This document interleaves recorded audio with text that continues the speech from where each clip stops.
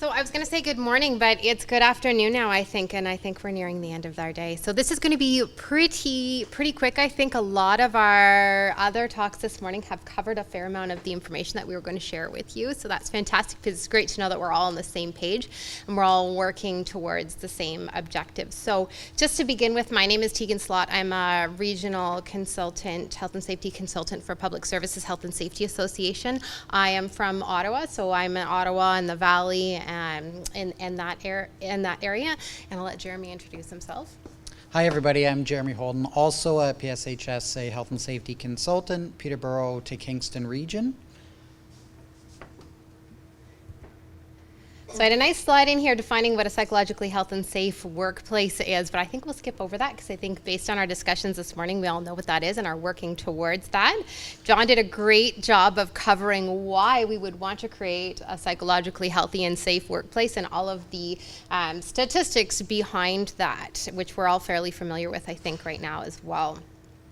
And so similar to the framework that Terry presented just before us, our clients are the public services sector, so healthcare and municipal and education. And Jeremy and I actually both serve the health and community services clients, and we are getting a lot of requests on support for implementing psychological health and safety in the workplace, especially for me anyways, from our health units, which speaks to what our previous presenter just spoke about as well. And so what we are starting to do is work within a general health and safety management system framework, but tailored towards psychological health and safety. So similar again to what Jeffrey talked about this morning, and recognizing that that psychological hazards are just another hazard. And so how does that fit into our general health and safety management system and psychological health and safety management system and framework? So this is what we're sort of looking at here. And from an organizational perspective, we're looking at both our organizational factors and individual factors as well for our primary, secondary, and tertiary prevention within the organization. And we're looking at not only what an organization might do as implementing best practices, but starting with where do you start? And what resources do you have available for you? So looking at developing potentially a psychological health and safety program checklist and what elements you might want to consider at organizational and individual factors when you're just getting started, maybe after you've gotten started and you're moving towards moving forward, and then when you're implementing your best practices and want to be a leader in psychological health and safety in the workplace. And so one of the programs that Public Services Health and Safety Association offers is called Beyond Silence. And we partnered with McMaster University, and we just started offering this program. It's a 2-day program on mental health in the workplace, and it's tailored specifically towards our healthcare organizations because we have unique needs. So Jeremy's going to talk a little bit about that and how it fits into an overall framework. Thank you. So with Beyond Silence, essentially what we're trying to do is understand the information from the levels that are going to provide the support. So we're looking at it again, both from the individual and organizational level. This is the information where we're trying to get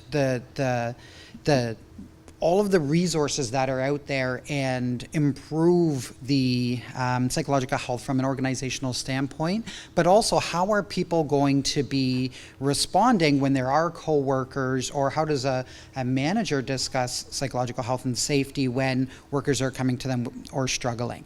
So essentially the program's made up of champion training where they go through this 2-day course and become Beyond Silence mental health champions. But we also have another Train the Trainer program that educates people within the organization to train the course. So a little bit of the research behind the program. When this program was being developed, it was compared with mental health first aid from the Mental Health Commission of Canada, and it found that it is just as effective at increasing mental health literacy. And so we know mental health literacy, just starting the conversation is one of the most important things, but also reducing stigma around mental health in the workplace.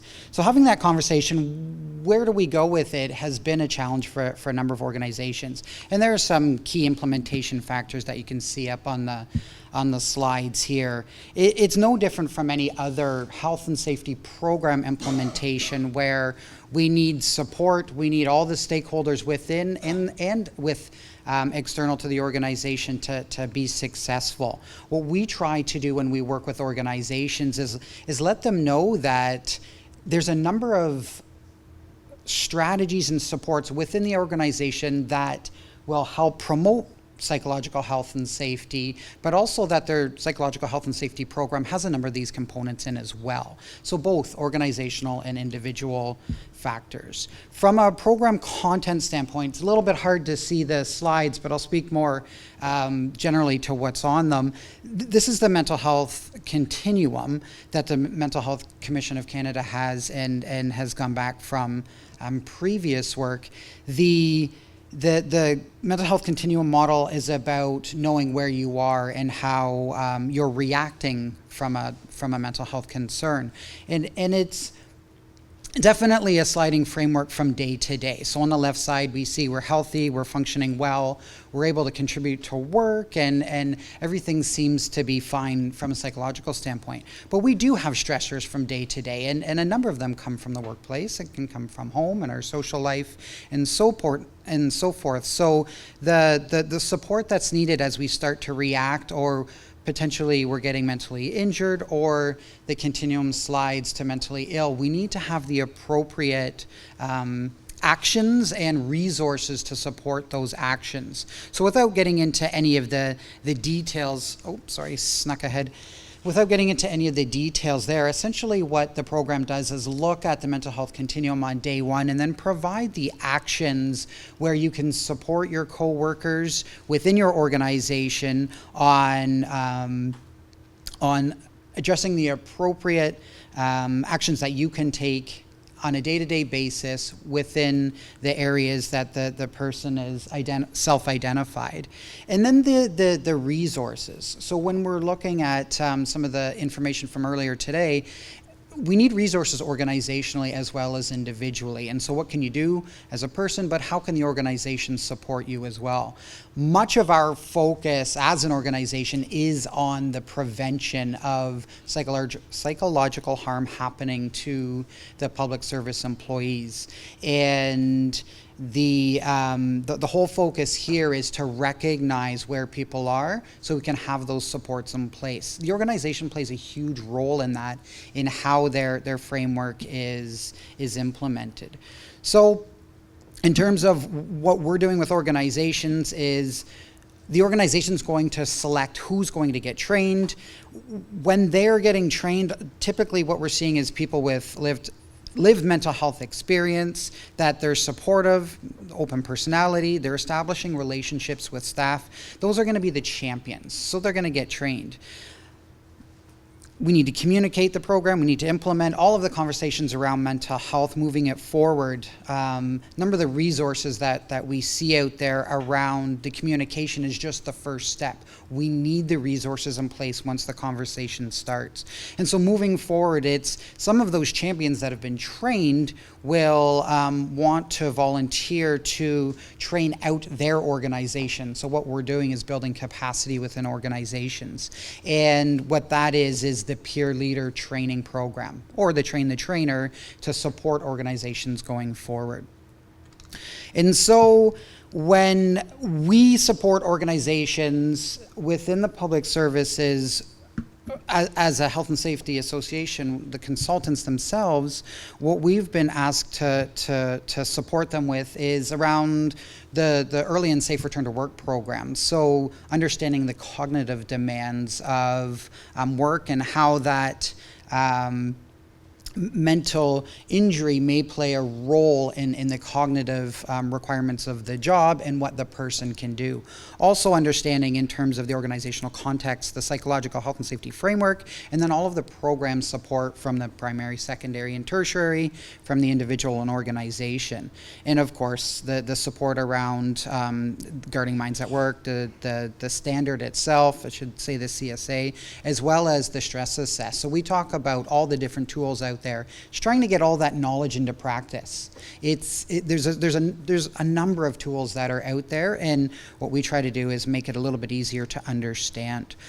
Another area that we're really interested in is understanding the measure of the impact. And I had asked that question before, and it's such a hard question to answer. If you implement a program, how do you know it's working? How do you know that specific intervention is going to be working for your staff? That's the challenge that we're going to be working through, and so we're looking at a number of metrics that way. So as organizations, what are your next steps? You're getting all of this information. We put this up as a quick joke. Mental health is such a, it can be a difficult discussion, especially when people are reacting or their mental health is in decline, and it's hard to have that discussion. And so when we bring these topics to light, it's to create as much support as we can. I'm not sure which one I am on that page, but we'll skip that. If you do have any questions or want any more information, our contact information is here, and hope you have a great rest of the day. Thank you.